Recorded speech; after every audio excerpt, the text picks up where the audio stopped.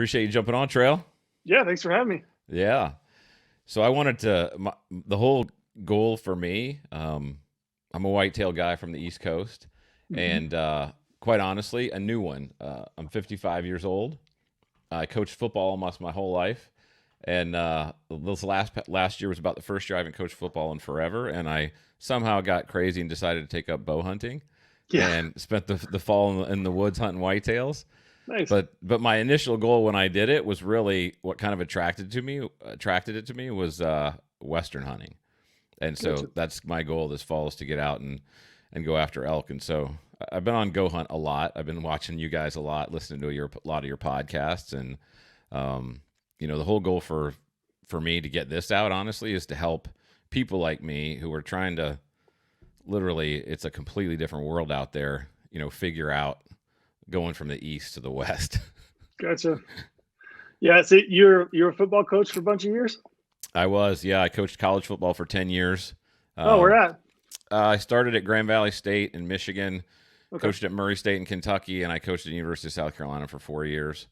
gotcha. I was a tight end coach and then a line coach, and then I coached high school ball for like another 18, just kind of on the side outside of my job, just because I loved it.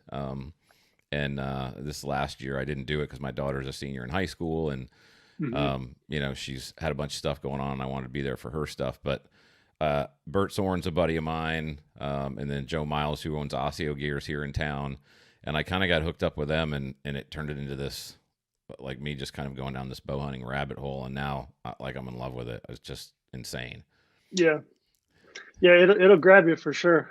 Yeah, no question. So I gotta, as we start, I would say, if as I look at this, and I'm asking you to look at it the same way, for a guy who's I've been out there and visited, but really doesn't know how to hunt big area like that. We're used to being in Hmm. trees and different. What do you think the number one thing is? And I'll kind of go down all these kind of rabbit holes, but in terms of where do you start? I think is probably what people like me ask. Is it's just so daunting and there's just so much to learn. Where do you start? Yeah, I think probably the highest hurdle for most folks is just knowing where to go or picking a spot to go, and maybe even knowing what species to go for. I think people get hung up on the tag process in the West because it can be pretty tough to navigate, knowing how to get a tag, whether it's over the counter or how to draw a tag. So I would say probably the highest hurdle for most folks is just deciding what to hunt and then figuring out where to hunt, and it can be pretty tough. I will say I think that right now we're like in the golden age of information. I mean, if you want to find an opportunity to go hunting, all the information is there for you. You just really have to dig in and do the research and just start looking around, and it's all there for you. Yeah, so I think probably the what to hunt is probably an easier question to answer than where to hunt. Hmm. And so, what would you say to somebody who kind of has figured out, okay, I want to hunt elk, I want to hunt mule deer, whatever animal they decide they want to hunt, and they're trying to figure out, as they're looking at go hunt maps or whatever map system they're using, there's so many different strategies, right? Hmm. So when you're breaking an area apart, like how would you, for somebody who really doesn't even know, well, I want to hunt, a wide open area where I have to do a lot of glassing, or, I want to hunt an area that's more wooded.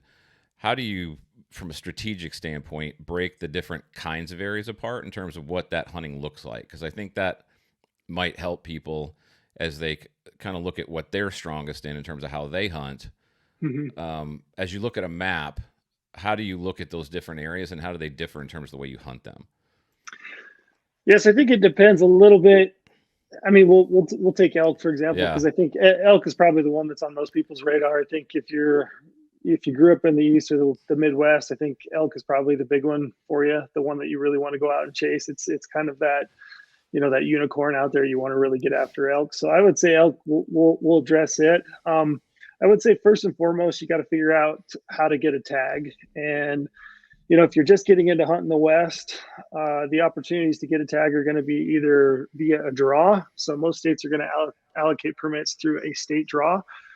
And if you are unable to draw a permit, your options are really over the counter. And those over the counter opportunities are getting a little bit tougher to find. But I would say right now, probably your best opportunities are going to be a state like Idaho. Those go on sale December 1st. So if you didn't get it on that this year, you're probably already out of the loop for those permits. And really, kind of your best backup right now is going to be Colorado.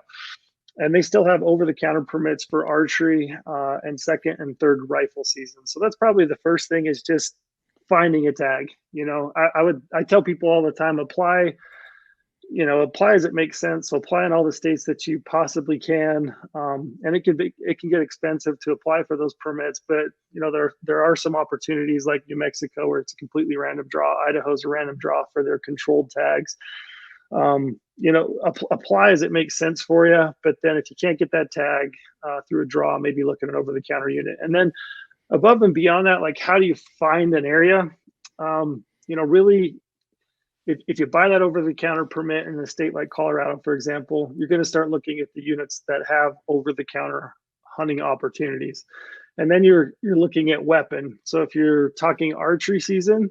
So real quick, just to clarify there. So yeah, when you buy an over-the-counter tag mm-hmm. in Colorado, for example, it's not like you can just go hunt any place, right? There's specific units that are allocated for OTC or over-the-counter tags. Is that correct? Correct. Okay. Yeah, there are certain units that are over-the-counter opportunities. They may be draw for some of the seasons, like a first rifle season, but it might be over-the-counter for archery or over-the-counter for second and third rifle season. So you got to look at like your Go Hunt Insider account or the state regs.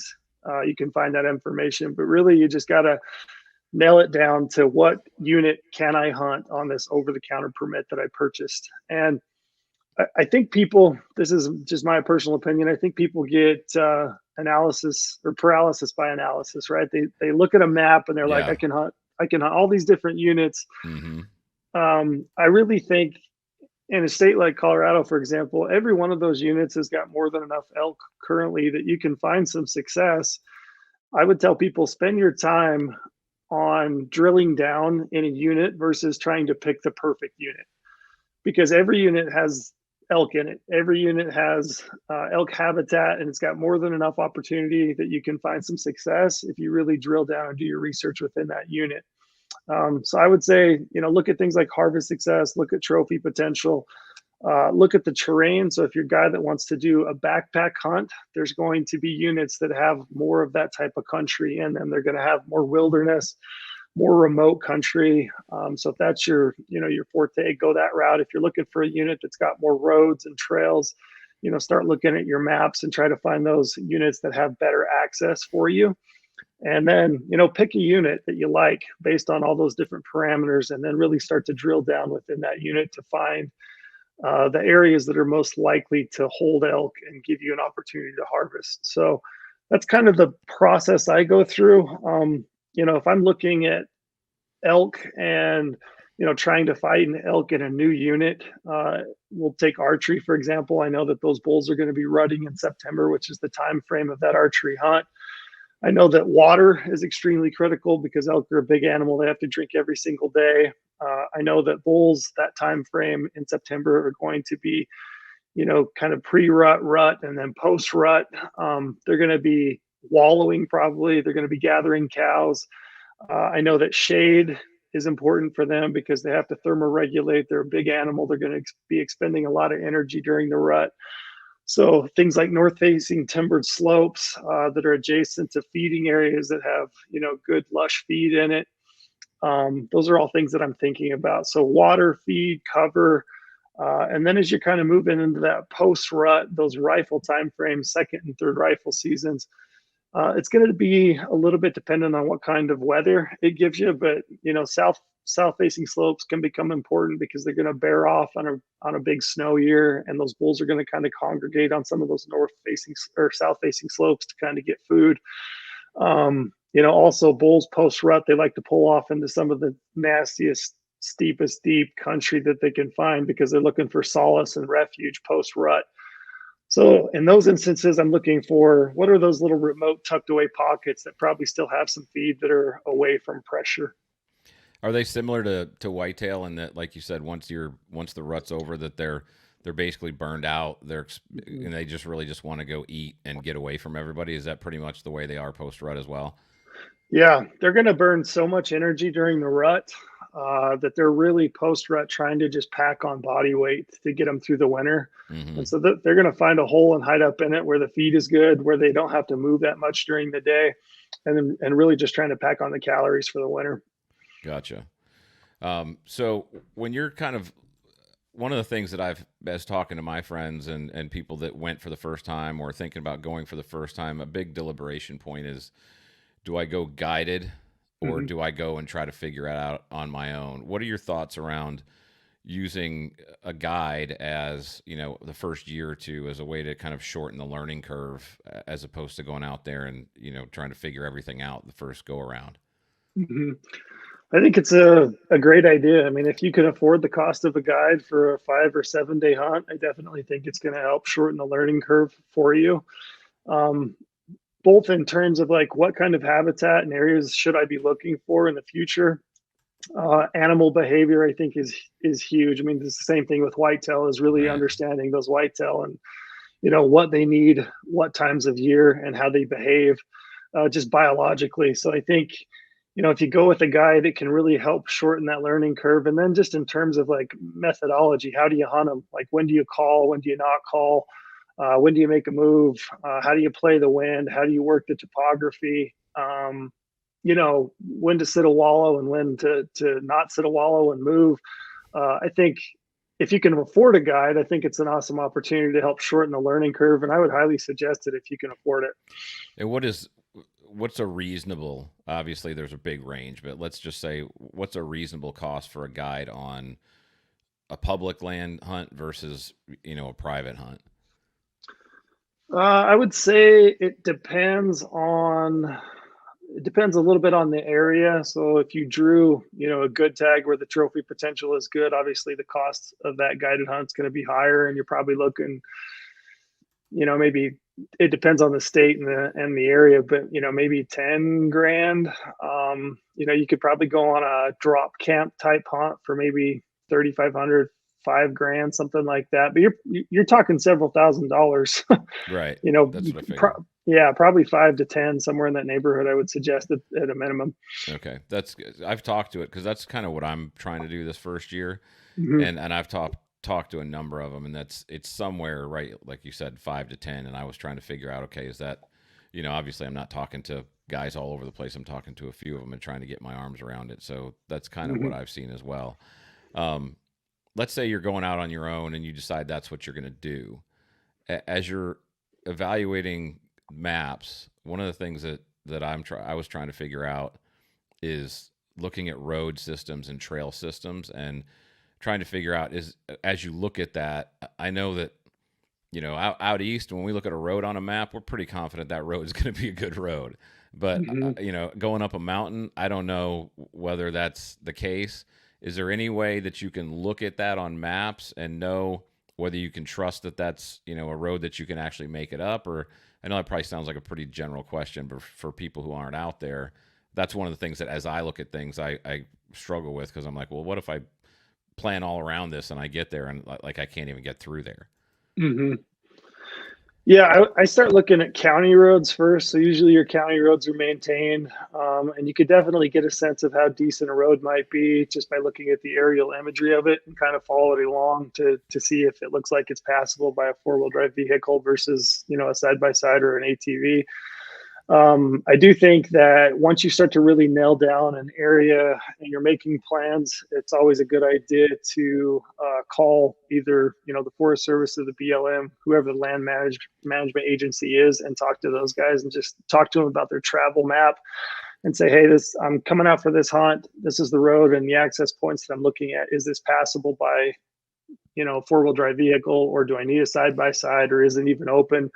Is it closed during a certain time frame of the year? All those little details are things that you need to have closed up before you actually leave and come out on your hunt. But yeah, I do a lot of looking just on maps. Typically, most of your mapping platforms are going to delineate the various roads and trails uh, based on kind of what they are, whether it's a county road, if it's a hash mark road, meaning 4 wheel drive, or side by side. So that'll give you kind of an idea, but it's always good to make like those last phone calls to the land management agency and just kind of pick their brains about it and see what's possible. So that's what the hash marks means. That means that's a 4-wheel drive, more of an. It's not a county road. It's something that's a little less passable. Yeah, usually your county roads are like a solid white line or Okay. solid yellow line, depending on what it is. But yeah, usually those are solid lines, and you can usually tell by just like zooming in on an aerial imagery map and just kind of following them along, and you'll have a much better idea of how rough or passable they might be. But like I said, it's always good to call. Are you usually cross-referencing like your map technology and Go Hunt with Google Maps too? Do you use Hmm. Google Maps to kind of double check that? Hmm. You do. Okay, Yep, absolutely. gotcha. So as you start thinking about hunting styles and somebody who's kind of new to doing this, do you have a recommendation or what are the differences in terms of the way you approach strategy if you're going to try to hunt from the truck versus, packing in and setting up some kind of a base camp? I think probably a fair amount of it depends on your own physical potential limitations. So if you're a guy that's in really good shape and you're not intimidated by reaching out and getting out into the backcountry and maybe doing some overnighters, whether that's a weekend or 5 to 7 days or even longer, that's going to come into factor. Or if you're a guy that is a little more comfortable with wanting to try a truck camp, you just got to kind of be aware of like what you are capable of physically and also just mentally, like what are you prepped for.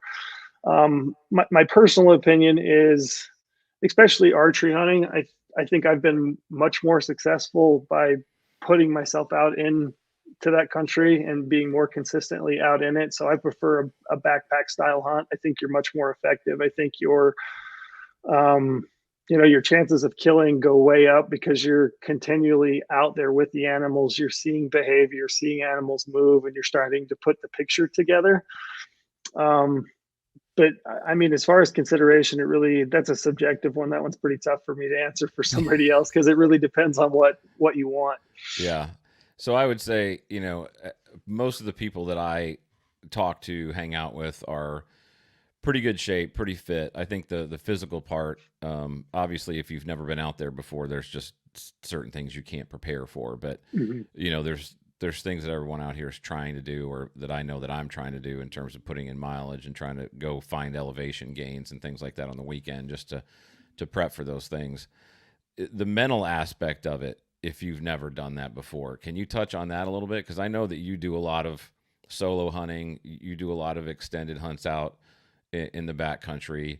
If somebody's never done that, from a mental perspective, what is that like? Um, I mean, I can take you back. I remember I was probably 21, I guess, the time when I started, backpack hunting on my own. And I can remember, the first full night that I was out on my own, and it was pretty intimidating. I mean, I laid there awake a lot of the night, just wondering, what every little, crack in a branch or, the wind or whatever it is, and you worry about the weather, and it can be pretty intimidating. I don't think that there's any replacement for just doing it, and I think start with a night. Start close to the truck so that maybe only 2 miles from your truck, so that if something was to happen, you could get back if you needed to. Start at home. I think if you've never done that kind of thing before, I think even just being close to your house or someplace that you're comfortable to, go out, spend the night alone, see how it feels. Another tip that I give people on the mental side when doing this type of trip is the more that you can do at home before you leave to shore up just your mental well-being. So, take care of your bills, make sure your wife and kids are taken care of, make sure your job is covered, make sure that your plan is solid, that you have all the equipment that you need, you've checked it twice. Make sure that everything is absolutely just set up for you to succeed. And that'll help your mental well-being a lot because once you get out there, whether you're intimidated by the whole thing or whether something isn't going quite right. Maybe you're not seeing the animals that you thought you might, or maybe the hunt is just not progressing the way that you hoped it would. It's really easy to talk yourself into going back. And I think the more that you can do on the front end of that to just put yourself mentally in a good spot, the better you're going to be. But I don't know if I've got any like magic bullets other than just like doing it and just working at it and just taking one bite at a time. I mean, I tell my kid all the time, he's a high school senior, he's playing basketball, and there's a lot of time he's out there on the court playing ball, and he'll make a bad pass or a bad play, and things aren't going his way. Maybe they're getting down a few points, and I always tell him, how do you eat an elephant? You eat it one bite at a time. Just Yeah. you just keep at it, one thing at a time. Keep it in perspective. Right. Yeah, I think it's when you hunt. Have you done much whitetail hunting? Like, do you come out here and do any of that or not?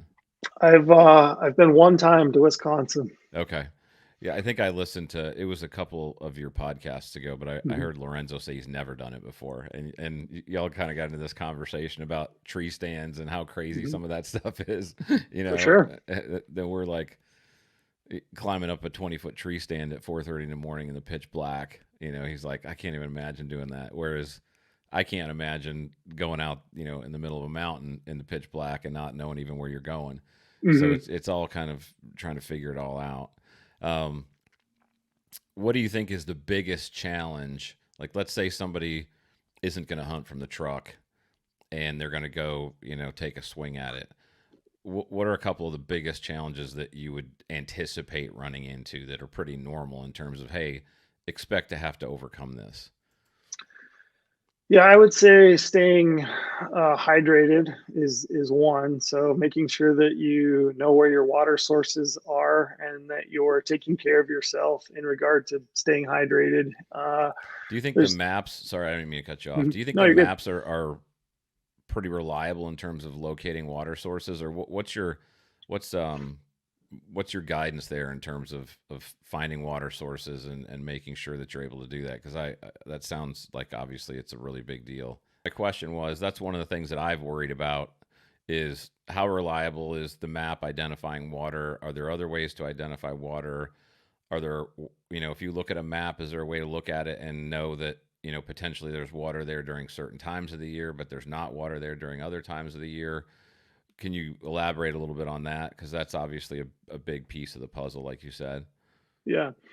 I do a lot of, well, I guess I should say first and foremost, if you're hunting elk, especially early season like archery, elk are a big animal. They need water every single day. So, if you've got country that looks elky, there's going to be water in it. And if you're seeing elk, there's definitely got to be some water because elk, they have to water every day, especially that August, September, maybe even into mid late October timeframe.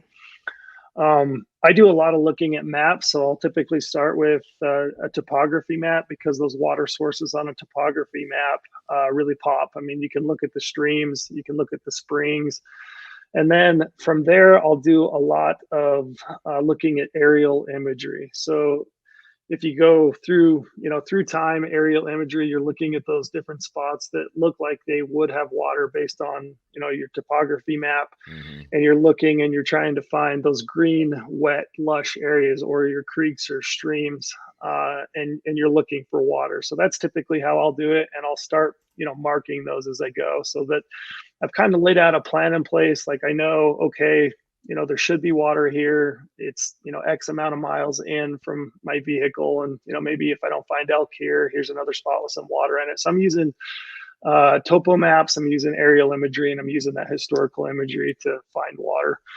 Um, Will when you you? get into, go ahead. Oh, I was just going to say, are you comfortable pulling water from anything that's still, or are you pretty much always looking for water that's running?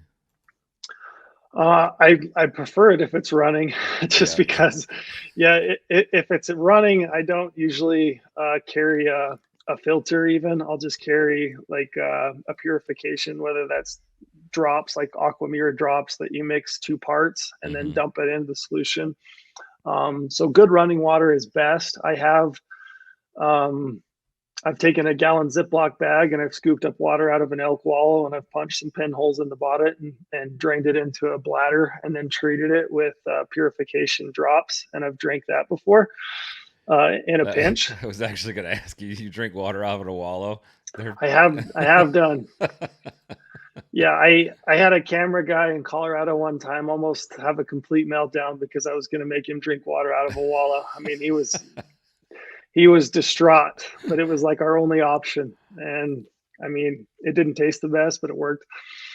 and you just did it with tablets. You know, so that doesn't need any kind of additional purification above and beyond what you would normally treat water with. I just did it with like I said, I carry these little Aquamira Right. drops. Yep. So it's 7 drops per liter per, 2 different bottles. And you just got to wait 5 minutes. You dump that in. And I've used that for, I don't know, 20 years and I've never been sick. Okay. That's a good tip. Hmm.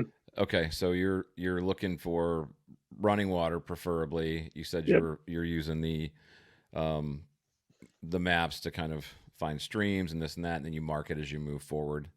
Yeah. Anything else around water? Yeah. One thing I'll say is I think when you get out on the landscape, I would say this is probably one of the strengths that I have. And I think a lot of people, especially if you're new to it, I think they lay out a plan and they get out on the landscape and, maybe they're seeing some animals, but the area that they're seeing the animals doesn't necessarily fit with their plan, so they'll stick with an area thinking like, well, this is my plan. I want to hunt this area. I know where the water sources are. Hmm. Um, I think one of my strengths and probably one of the reasons I've been successful is that once I get out on the landscape is like I'm reading the landscape and I'm reading the animals on the landscape. I'm seeing where they're at. I'm seeing where they're moving. And if I'm seeing elk somewhere, I'm going there because, like I said, if there's elk in an area, there's water, and it may take me, half a day to kind of figure out or a day where those elk are working and where they're watering. But I'll find it. I'll find the water because, like I said, if there's elk there, there's definitely water. So I would say, have a plan in place, go out there. But when you're seeing the landscape and you're seeing those animals across the landscape, read that behavior and evaluate it, anticipate where you need to be to put yourself in the best possible spot to get a shot. So that brings me to that was a question I was going to ask at some point. Or do you once you locate a herd, do you are you following that herd, or what's your from a strategic standpoint? Is it more like what's your thought process around that? I know that's a basic question, but are you sticking with that herd and following that herd, just trying to create a shot opportunity, or is it more like based upon where you are and you can get a stalk on if it doesn't work the way you want it to? When do you decide to move on, and when do you stick with what you've already found? Yeah, so I can give you an example from this last year. I went into a canyon that I'd hunted previously, and it was lousy with elk. And I was hunting the same dates as September. It was about the 14th through I had the 25th. So I had those 10 days. And I went into this canyon, and this year, I wasn't seeing the number of elk that I'd seen previously. Uh, Probably 3 or 4 years ago, I was seeing a whole bunch of cows and calves. I was hearing bulls bugle. They were talking, Hmm. they were vocal. And this year, I was hearing a bull every now and then. I'd hear one pipe off, and I'd kind of work in towards him, and he'd bugle a couple times and kind of move off. And I was getting the idea that maybe that there just wasn't the concentration of elk. There was a few bulls, but they seemed to be mostly solitary, kind of by themselves, and really weren't rutting cows. And I gave that maybe 2 or 3 days, but it just wasn't giving me the type of opportunity that I thought I needed to be successful. So when I'm out there, I'm looking for the most action I can get into. And usually, when you get into elk country and there is a group or even a single hot cow, like if she's in estrus, there's going to be bulls and they're going to be talking and bugling and rutting. So for me, that was a situation where it was like I could probably give this another 4 or 5 days, and maybe I would luck into one of these bulls, these solitary bulls that were just kind of by themselves, or I could probably move on and put myself in a location where there's a lot more elk, there's a lot more vocalization, there's a lot more action, and I can give myself a better opportunity to succeed, which is what I did. So you got to kind of read the behavior of those elk. And if you're seeing cows and calves, you're hearing lots of bugles, it's probably worth sticking with it, keeping after it, because those elk are going to kind of congregate. They're going to be in an area. They may move a drainage or so over, but in that situation, I'm going to stay with that herd. I'm just going to put myself into that area every single day, and I'm going to use their vocalizations to try to put myself in a place that I can get a shot. But if it's kind of hit or miss, it's not really working out. At that point, I just decided to move on. Um, and you also got to kind of read the stages of the rut. So, like if you're hunting, the first 10 days of September, uh, a lot of those bulls aren't going to be, rutting cows. They're not going to be super vocal, but you may be able to utilize a pinch point like a saddle, or you may be able to utilize a water source, whether it's a drink tank or a wallow. Especially if a wallow is getting hot, there's probably not a better strategy in the world than sitting a wallow those first 10 days of September if it's a wallow that's getting hit. And it's a lot like whitetail hunting. You're just going to kind of find a nice spot that you can put the wind in your favor and post up on that wallow. And a lot of time, those bulls will just come in quiet. As you move into the rut, maybe the 14th through like the 25th of September, I'm really looking for bulls that are talking. And I don't do a lot of calling, but I do a lot of, just throwing out a cow call or a bugle to get a response. And then I'm using their responses to put myself in a location that I can get a shot. So it's kind of a two-part answer, I guess I would Mm-hmm. say, is just kind of reading their behavior, reading the stages of the rut, and just making a decision that is going to help you be in the best possible spot to kill. So you had said something that's interesting because I can't remember.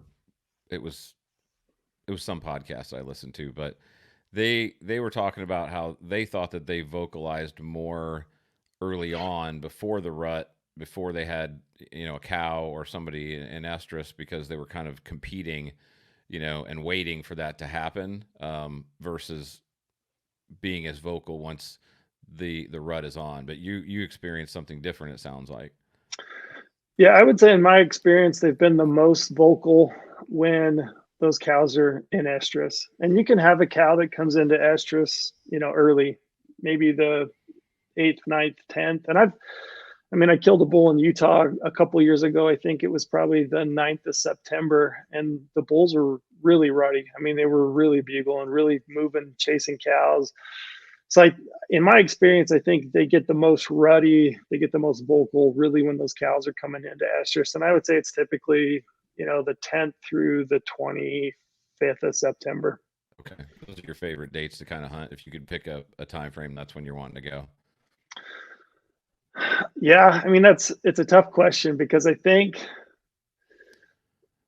that's the best in terms of vocalization. I think when the elk are most vocal. So if I was going into an area blind, I hadn't done any scouting, um, and I wanted to give myself the best chance to hear bulls and work in on them and find elk, I would say those would be my best dates.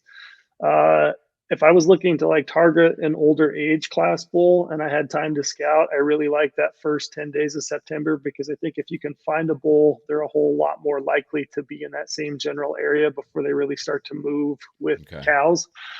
So that's kind of a yeah, makes sense. twofold question. Yeah, I mean it's similar to whitetail in a Mm-hmm. specific, it's you can pattern them, up to a certain point before the pre-rut starts, and then once you get, pretty much through the pre-rut, the pattern starts to go away when they start chasing does, and then it's kind of like you start hunting pinch points and things Yep, like that. So it sounds like it's somewhat similar. for sure. Yeah. Um, so you said something. Well, actually, I'm going to circle back on something. Let's say somebody's got no experience out there. It seems to me like, and this may be more of a just a basic thing, but it seems to me like it would be easier to, when you do your pre-scouting through maps, to find areas that are more open, that you can do more glassing, as opposed to really heavily wooded areas where, unless you know the area and you've done a lot of scouting, it seems like it would be harder to find them at that point because you're really just going based off of vocalization. Is that too much of a generalization, or am I on the right track there? Um, And if I'm I, not, then yeah, tell me about both of them and kind of tell me how you would approach, more of that open area where you can glass versus if you end up hunting a really heavily wooded area. yeah. I think it depends on. I guess I should say I look for mosaics. So I've probably said that in a bunch of podcasts, but I especially archery season because, like I said, elk need thermoregulation. They need shade because they're a big animal and they're expending a lot of energy. So they're going to need those north facing slopes. They're going to need cool timber pockets kind of bed up in for the day. Um, they love benches. They love ridges that are kind of timbered to bed up on, where they've got a little bit of a flat spot to bed down on because they're a big animal. Uh, And you can I kind find mhm. you added to maps, right? You can find, like, you can look for north facing slopes on maps now, correct? Yeah, so we have this topography tool, also slope tool. So you can go within your Go Hunt maps and you can pull up that tool and you can just highlight north, northeast, northwest facing slopes, and all those slopes are going to show up on your map. They're going to be highlighted, and then you can also uh, filter by slope. So if you only want to look at everything from like 0 to 15 degrees, you can do that, and that's going to be highlighted. And really, if you use that topography tool, you can put yourself in a pretty good spot. You can give yourself a pretty good understanding on where you think elk are most likely to bed up, because they do like, gentle topography to bed on, and they also like cool shady spots, especially mid afternoon, where they're gonna hole up and spend the day. So that's a super handy tool. Um, but I guess going back to your original question, I like edge habitat. I like mosaics. So, open feeding areas with a lot of edge habitat. I like burns for elk because you get a burn maybe 3, 4 years post. It's like ice cream for elk. I mean, you get all that regrowth and vegetation. Mm-hmm. And I've hunted areas. I mean, I killed a bull this year in a burn that, there wasn't much live timber anywhere, but they were out in that burn because the feed was there. But they were still bedding on those north facing slopes for most of the day because that's where the shade was. So I would say, look for a nice mosaic, look for shady north facing slopes with some benchy habitat, some water. Usually, if you can find that type of area, you're going to find elk. And if it's glassable, awesome. If not, then cover ground and use your calls to try to get some answers. So, can you talk a little bit more about that? Like, let's say it's not an open area, Mhm. which I get what you're saying with the mosaics. That's kind of similar to, again, to whitetail. Is like they like transitional areas. They like, Mhm. because like you said, they're getting different things in different places. So if you can kind of find that place that has everything that they're looking for, they have a lot more tendency that they're going to be there. So, um, but let's say you're in that heavily wooded area, and somebody that's who's new to calling. Um, what's your recommendation around that? Like, do you obviously there's new calls out there now where you kind of have the mouthpiece and those kinds of things. Mhm. What's your recommendation around whether you're doing cow calling versus bugling? I know that that's an entire conversation in and of itself, but if you wanted to give like calling 101, what would that sound like? Yeah, I would say, kind of work, basin. So if you pop up onto a ridge, you got a nice basin that looks like it could hold some elk. Typically, I like to start with just a cow call, and I like the little Phelps Easy Estrus, which is just a bite and blow, and I'll throw out a cow call. That doesn't obviously have the reach that a bugle does, but I do that in case there is a bull that is in closer proximity Mm-hmm. to me. So I'll often start with a cow call. I'll throw out a few cow calls and wait and just see. If nothing responds, I may pull out the bugle and just throw out a couple locator bugles and just see if I can get something to pipe off. And then, I don't do a lot of calling. I'm not a great caller by any means. I, I've called some elk in, but it's not my primary method of killing elk. Right. I do use them to locate elk. And usually, if you get an elk going, if he's bugling and he's talking, or, even if I didn't get him going, if he's just bugling on his own and he's kind of responding to what's going on out in the woods, I'll just let him do his thing and I'll work towards him. So I guess to answer your questions, I start with cow calls just in case there's something close. And then if nothing, I'll throw out a lake locator bugle if nothing pipes off. I'm working around into the next drainage and I'm just hitting those high points and I'm just working country trying to get a response. That was a follow up question I was going to ask you was, do you need, let's say you do a locator bugle and you're able to get a response, do you need to keep that going like it's a conversation, or once you get a response, is it a better strategy to kind of sit and do they just kind of keep going? That's I've wondered that as well, you know. Mm-hmm. Yeah, man. Every bull is a little bit different, you know. It just depends on what he's feeling that day, what he's got going on. If he's got cows, usually if I throw out a locator bugle and he bugles back, I'm going to kind of gauge the distance on where I think he is. I might try to get an idea based on the lay of the land where I think he might be going, based on the time of day that he bugles, and I might work that route. And again, I mean, this is just like hunting whitetail. Wind is everything. Mm-hmm. You have to pay attention to the wind. I mean, an elk will he'll put up with some sight. He'll put up with a little bit of sound because they're a big noisy animal, but they won't put up with catching your wind. Yeah. So you still got to play the wind, but um, if a bull doesn't respond back to me and I've kind of cut the distance and I've moved in, he's not continuing to bugle, at that point, I'll just test the waters again, throw out a cow call, see if he bites. If he doesn't, I may throw out a bugle. And, there's going to be times when a bull is just like, today's not my day. I don't want to play. I'm just going to dummy up and not say a word and move on. And you may never know where he goes, but I just try to move towards them. I try to play the wind, and I try to gauge his reaction, and I let that dictate how much calling I do. Okay, that makes sense. So, just for an example, I know you referenced a little bit earlier a hunt you had last year where Mhm. you kind of moved and went and found elk. Can you talk a little bit about, let's say you find a decent herd with a number of elk and it's got, a bull, and I don't know whether it's got satellites around it or not, but let's say you find that. What's your, are you pretty much just moving with them and basically camping somewhere close? And if you are, what does that look like in terms of how you're setting up at night? Mhm. Yeah, I am. I'm moving with them. I'm trying to stay in, close enough proximity that if I put a herd to bed at night, if I've run out of light and they're either up on a ridge or they've moved into a canyon just on the backside of a ridge from me, I want to be close enough to them that I can pick them up again the next morning and hopefully get a bead on where they're going and try to make a play on them, try to cut the distance. So And what does uh, that look like when you say close enough? Like generally, is that a distance, or is that more like a, kind of a topography thing? What does close enough mean?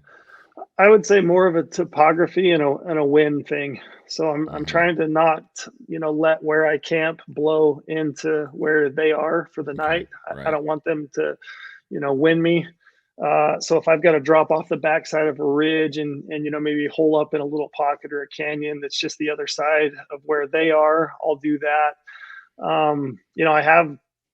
I have done at nights. I've just bedded down where I've been because it's just, where I am and where I might be in the bottom of a canyon. And, I don't want to hike out through a bunch of deadfall and jackstraw pine to cut the distance. So I may just stay right there that night and then get up early the next morning and, climb up out of that and get close enough to them that I think I can get a response to them in the morning. But a lot of it depends a little bit too. Also, I mean, if you've got a full moon, elk may be feeding and moving all night. Typically, if you got a dark moon and you get dark, they're not going to move too much. And if they're vocal, you should be able to pick them up first thing in the morning. But I have been more successful. This is just my opinion. I think I am more successful when I move with those herds. If I'm staying out there with those herds and I'm trying to put myself in a location that's close enough to them that I can pick up them bugling the next day.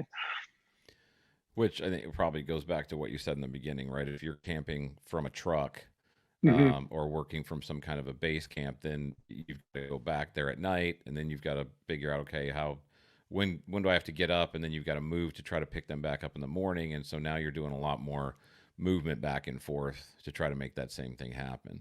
Yeah, I remember I did a hunt in New Mexico. It was a backpack hunt, and it was 10 days by myself. And I remember running into a guy, and he was trying to base camp hump from a tent, and he was packed in with a base camp tent set up. And I remember talking to him, and he was just like, I'm so beat because I'm every morning I'm up and I'm 3 or 4 miles in, and I'm trying to find this herd. And by the time I find them, it's do I still have you?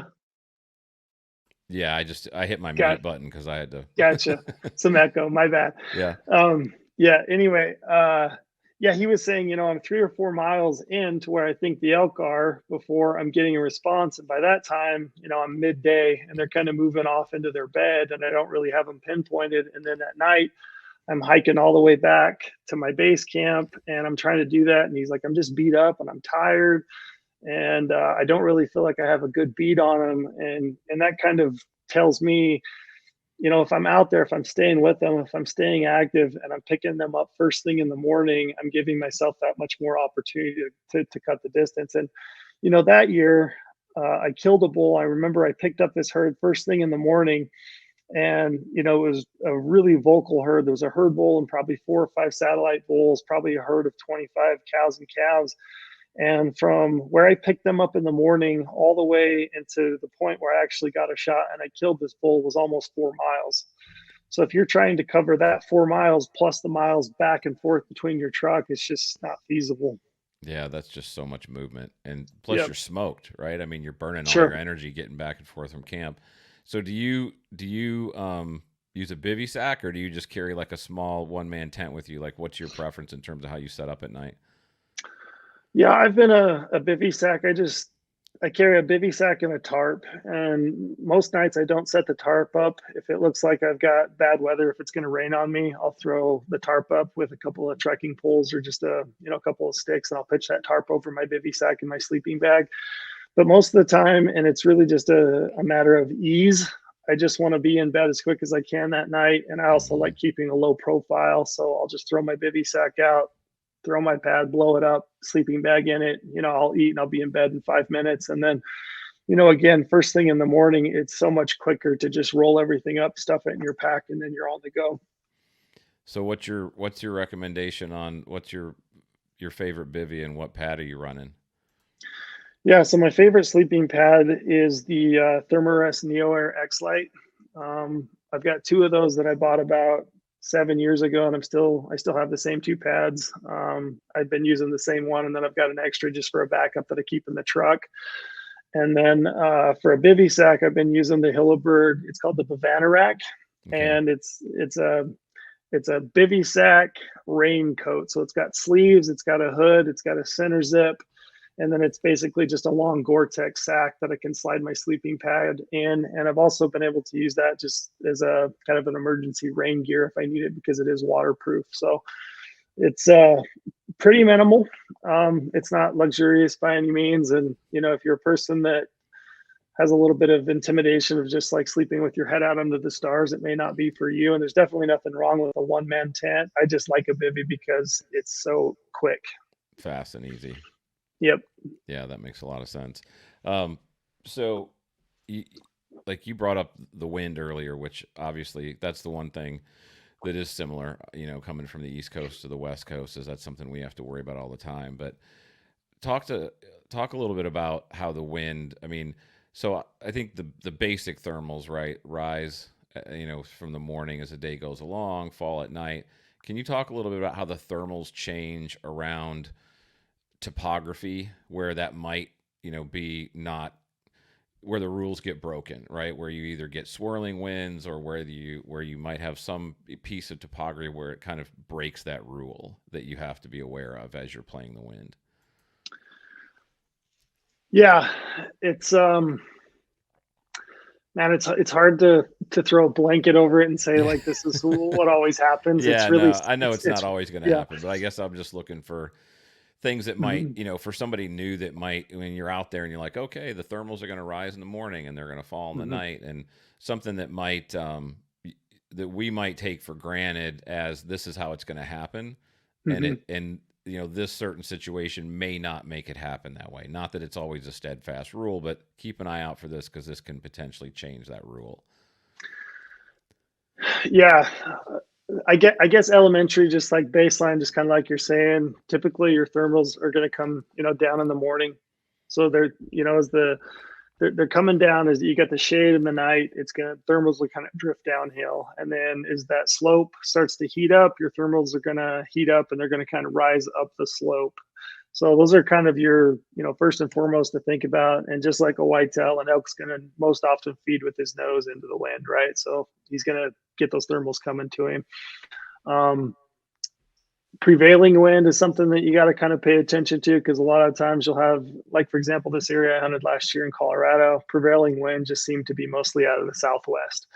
And, during midday, that's pretty much kind of where it was coming. And your prevailing wind was coming that way. So it's just something to be aware of also, as that relates to like your thermals that rise and fall with the heat of the day and, the cool of the evening.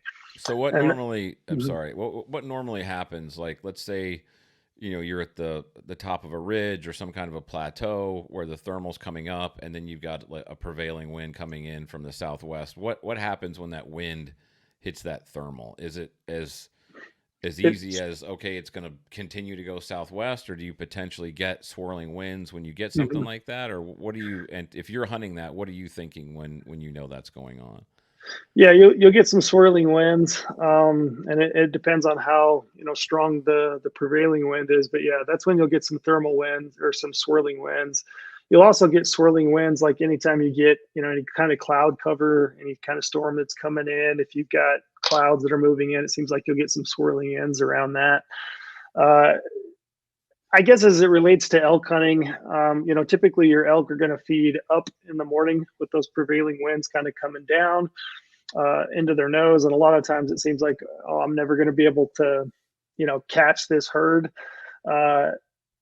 I would say sometimes it just takes a lot of effort, and you just keep it after them and just limping along after a herd, trying to stay with them. Most often when it comes to wind, I'm trying to put myself on the same plane as them.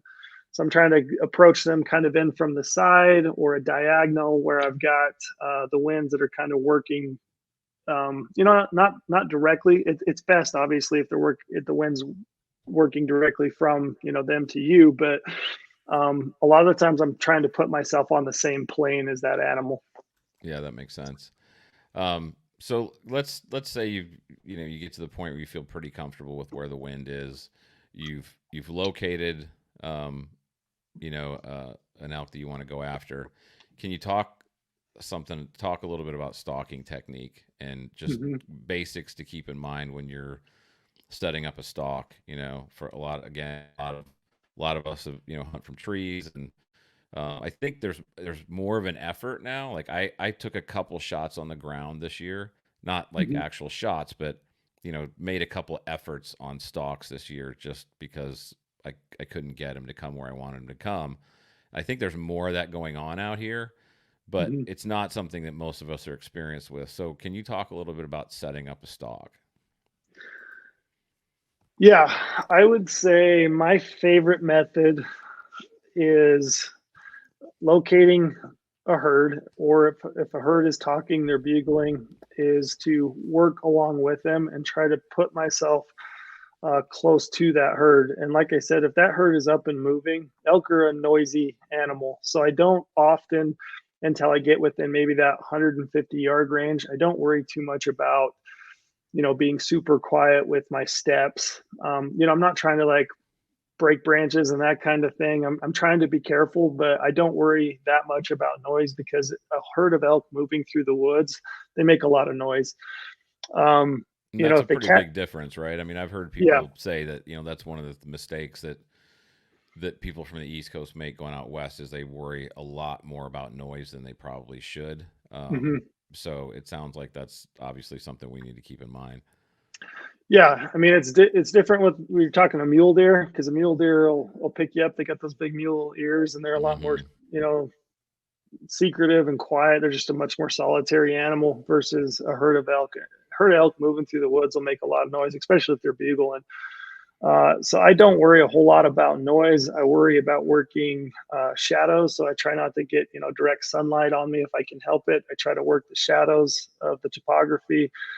I try to stay in close proximity. And a lot of times, my preferred method is to work along with that herd And I really like to follow a herd into that time frame of like maybe 10:30 to 11 o'clock in the morning. And that's most often when a herd is going to be working themselves to a bedding area. And that's kind of the point in the day when those elk will really start to slow down and they'll kind of have some bedding area in mind. And at that point, I feel like I can slip into that herd. That's when I do slow down. When I can hear that herd starting to slow down and it looks like they're going to kind of work into a bedding area, that's the point in Mm-hmm. that stock when I'm going to slow down. I'm going to take my time. I'm just going to kind of creep in. I'm going to watch, keep your head on a swivel. And at that point, I may start working the call. So I may start working a cow call at that point and trying to, let a bull know, hey, there's a cow back here that's kind of limping along behind the herd. Maybe it's, a good time for you to come back and check it out.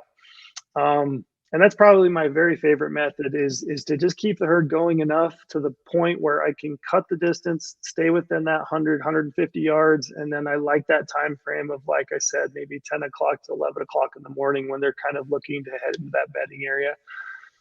Um, the bull I killed this year, I never did call. I glassed that bull up midday. He was bedded with 6 cows, and that was purely spot and stock.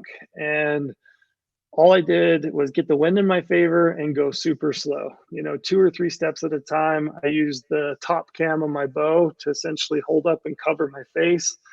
And I would just keep an eye on those elk. And I went from about, 350 yards to 100 yards. It took me about 3.5 hours. And that was just 2 steps at a time and just watching the herd. So that's a lot like stalking deer, right? Whether it's a whitetail or a mule deer or anything, you're just keeping your head on a swivel. You're watching the behavior of those animals and you're just taking it super slow. And so you just held your bow sideways and used the cam to cover your face. Is that what you're saying?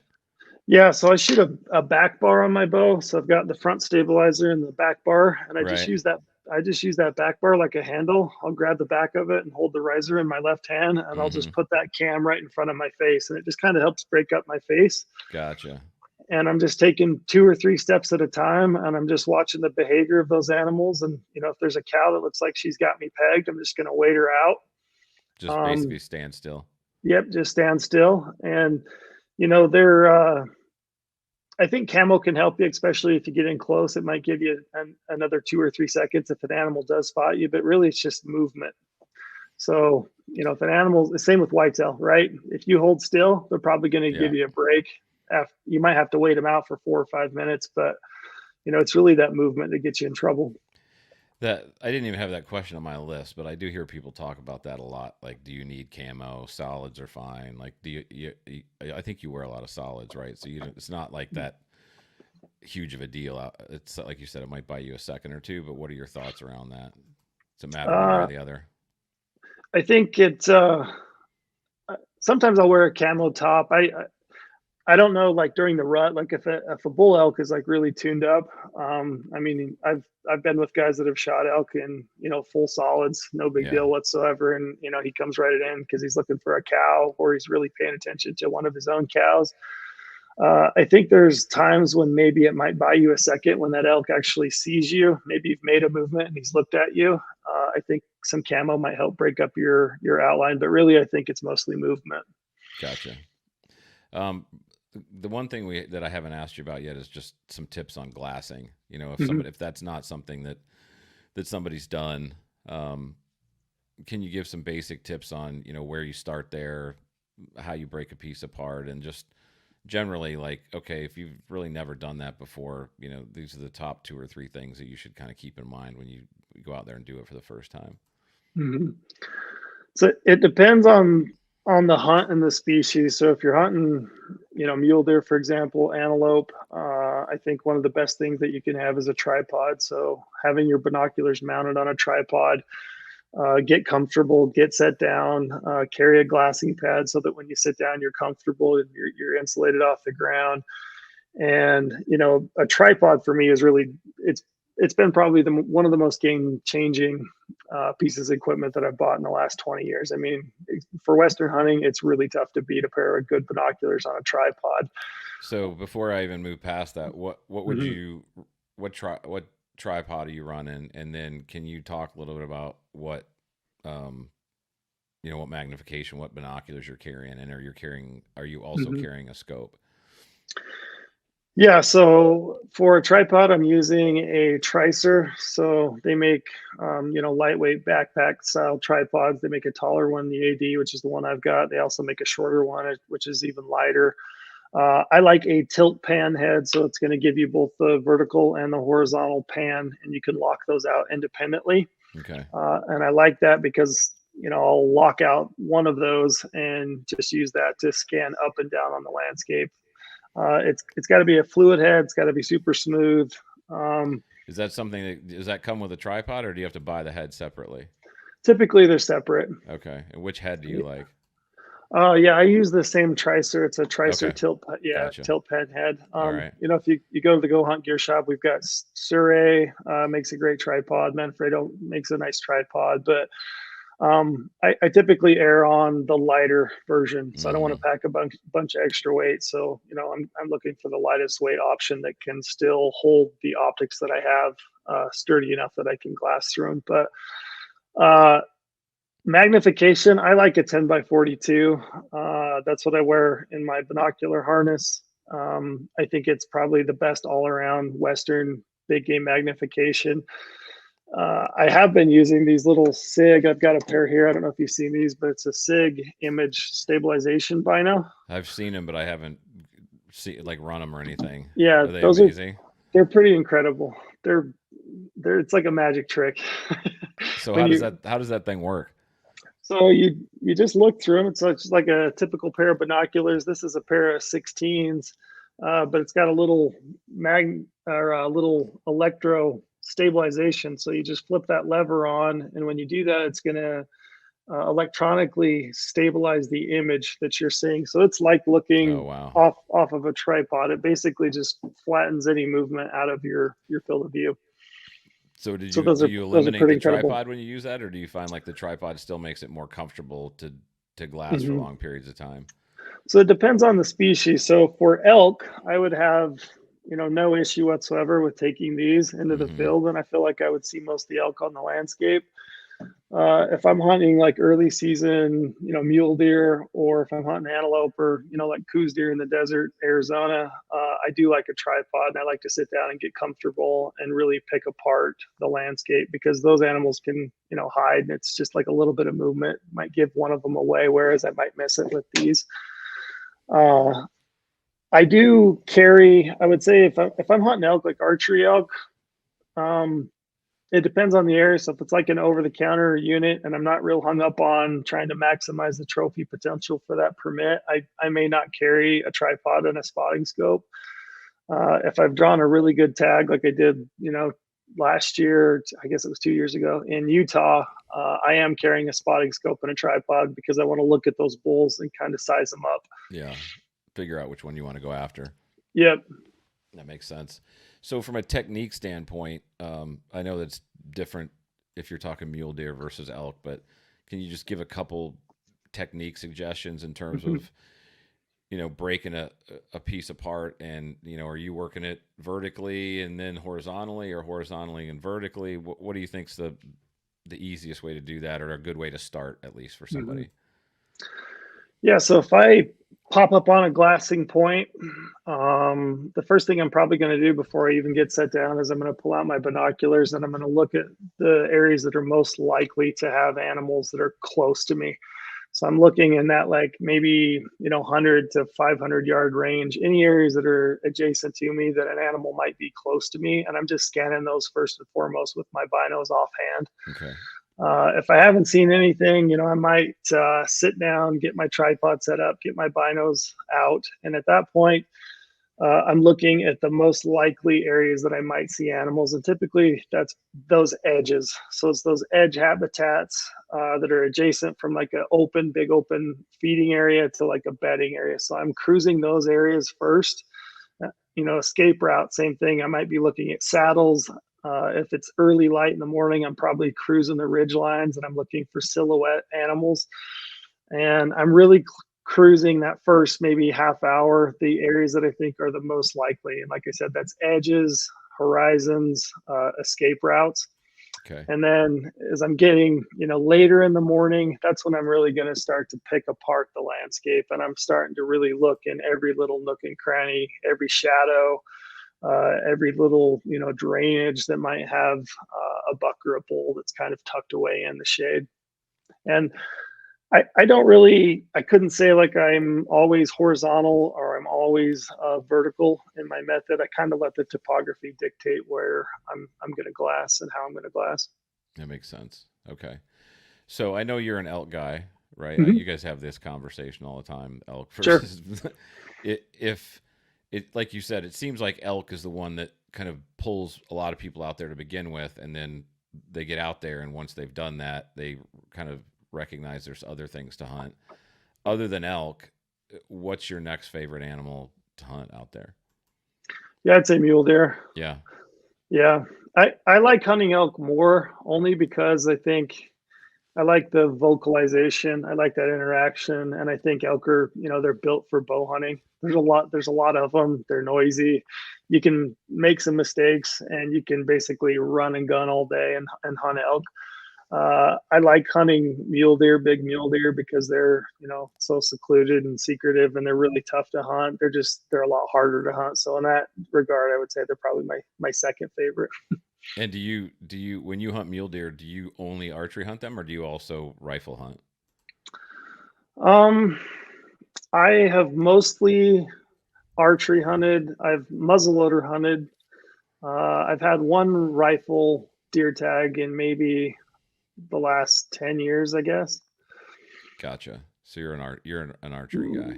Yeah, mostly archery and muzzleloader. Yeah, I mean that's kind of my thing too. I really don't rifle hunt hardly Hmm. ever, but I just wondered like I got a buddy of mine who went out and did a mule deer hunt. I think this was his fourth one, and Hmm. he killed one and it killed a big one. But he said it was the hardest thing he's ever hunted because he archery hunted it, and I think that stalk was about a 250-yard stalk, and it took like five Hmm. hours. He said Yep. he said it was just ridiculous, like the focus and the lack of movement and all the stuff that you had to put into it just to get a shot on this thing. Yeah, they're really hard to hunt with a bow. That's what he said. He said I it was mean, insane. yeah, they're really switched on. I mean, they hear everything. They have a great sense of eyesight. They pick up movement extremely well. They often timber up in bed. They're hard to pinpoint. They're really tough to hunt Yeah. with a bow. Well, I know that's almost a separate conversation, but so the last thing I would ask you, and I know that you don't have to go into everything, but just if you had to pick 3 to 4 pieces of essential gear, what would Hmm. it be? Yeah, so your weapon, obviously, Hmm. um, get a good weapon, get something that you're super confident with, and it doesn't have to be the top model on the market, but you need to put the time and effort into it so that you're proficient with it. And I would say most people, that miss opportunities on animals, it's probably because they probably haven't put enough time and effort behind the weapon or the range. So That that would was be a second that was going to second be my piece is next a question. Was yeah. yeah, if you're coming out in your archery elk hunting, how far out do you need to be proficient with your bow? Um, I would say be as proficient as you can to, I mean, if, as far as you possibly can. I'm not taking 100-yard shots. I've never killed an animal over, maybe 68, I think is probably the furthest I've ever killed an animal. But most of your shots are going to be, 20 to, I would say, 50 yards for elk, 20, Hmm. maybe 60. The further that you can be proficient, the better. But really, I think shooting at distance, I shoot at 100, 120 yards a lot at my local range. It's not that I'm, going to take a 120-yard shot on an animal. It just makes those 40-yard shots so much more comfortable. Right. Yeah. If you can be proficient at 100, 120, then you feel a lot Mhm. more comfortable taking that 60 or 70-yard shot. For sure. Yeah. Yeah. So a rangefinder, like I said, that would be my second piece. Third, I would say a good pair of boots. It's rough topography. You're going to have to keep your feet in good shape, and you're going to want to break those in well in advance. Yeah. I was actually going to ask you that because I just got a pair of Crispy Birkstall Mountains. Hmm. And out here, it's like I'm either in, Solomon 4Ds when I'm out just kind of schlepping around the woods, or lots of times we're in, like lacrosse burley pros because it's mucky and whatever. So Hmm. it's a completely different feeling kind of boot. What's your recommendation for breaking those in? It's hard to beat just Just wear wearing them. them. Yeah, wearing them day in and day out. They're so much stiffer. It's really, Mhm. they feel so much different. Yeah, and if you can, I mean, I know it's not always feasible for folks to get some elevation gain up and down, but if you can, even if it's on a treadmill, get that thing at incline just to let your feet kind of get used to what that's like, and be aware if there's any heel slip. If you're going to develop any blisters on your heels, I would say that's probably the most common spot that people are going to get blisters. So, if you can put some elevation to those boots, you're going to want to wear them a little bit when they're wet, because wet feet and hiking in a boot can give you some major issues. So I used to take my boots and wet them completely out, and I'd throw them on my foot, and I would go out and wear them and go for a long hike and try to wear them till they're dry. Mm-hmm. That'll kind of give you an idea on how those are going to perform if your feet get wet. Uh, but yeah, it's hard to beat just Okay. wearing them day in day out, and then put some elevation on them if you can. And do you think, do you always have a backup bow? Is that like an essential thing that you need a second bow if you're coming out there?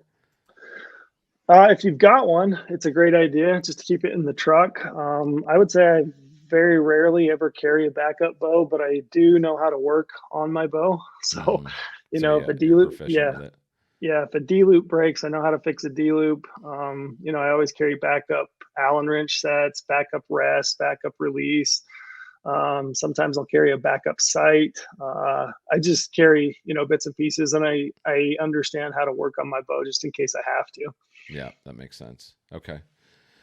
Well, lots of good information. This was the reason I do this is because I get to talk to people that Mhm. I would not normally get to have conversations with.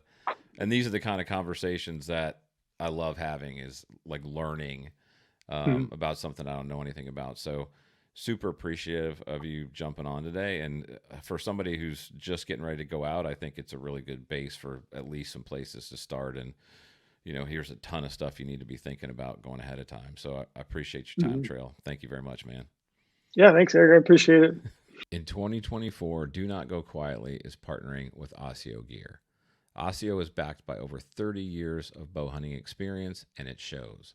From the one-of-a-kind patented Osseo Raptor camo pattern that blends seamlessly into the whitetail woods, to the features and technology that set Osseo Gear apart, Osseo is designed to meet the unique needs of bow hunters. I ran Osseo the entire season this past year, and from the 100-degree temperatures of the South Carolina swamps, which are brutal, to the teens of the Southern Illinois rut, Osseo had me covered. They have a layering system that covers you from every season to every temperature to every weather pattern. Osseo gear is backed by a lifetime guarantee, and if you use the code DO NOT GO20, you can take 20% off the entire Osseo gear catalog. Elevate your game with Osseo.